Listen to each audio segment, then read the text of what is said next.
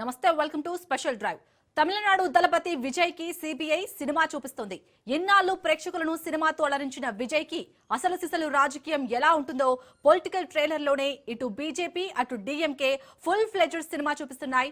మాతో వస్తావా చస్తావా అన్నట్లు బీజేపీ అధినాయకత్వం విజయ్ ని పొలిటికల్ హైజాక్ చేస్తుందనే మాట విశ్లేషకుల నోట వినిపిస్తుంది.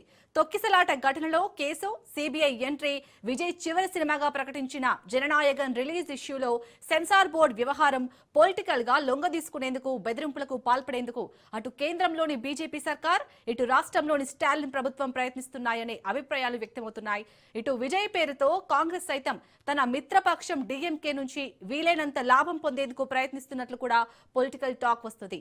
ఎక్కువ సీట్లు ఇవ్వకుంటే తాము విజయ్ తో పొత్తు పెట్టుకుంటామని బూచీ చూపుతున్నట్లు ఆఫ్ ది రికార్డ్ టాక్. అలాగే సంకీర్ణ ప్రభుత్వం ఏర్పాటు చేయాలని, కాంగ్రెస్ కి మంత్రి పదవులు ఇవ్వాలని హస్తం పార్టీ హైకమాండ్ స్టాలిన్ కు సెగ పుట్టించే ప్రయత్నం చేస్తుంది.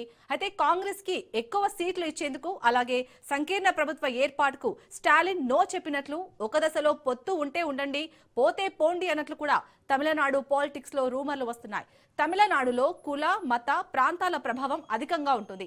అలాగే యూత్, మహిళా ఓట్ల పరంగా కూడా ప్రభావితం చూపుతుంటాయి. రెండు ద్రవిడ పార్టీలు బలంగా నాటుకుపోయిన తమిళనాడులో కొత్తగా మరో ద్రవిడ పార్టీ విజయ రూపంలో ప్రత్యామ్నాయంగా తయారవుతుందా?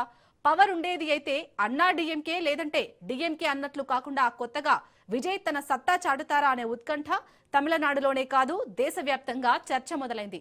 తమిళనాడులో తమ పాత్ర ఏంటనే విషయంపై ద్రవిడ పార్టీలపై ఆధారపడిన బీజేపీ, కాంగ్రెస్లు తమ భాగస్వామ్యాన్ని పెంచుకునేందుకు వీలైతే సయోధ్య లేదంటే బెదిరింపులకు దిగుతున్నట్లు టాక్ వస్తుంది.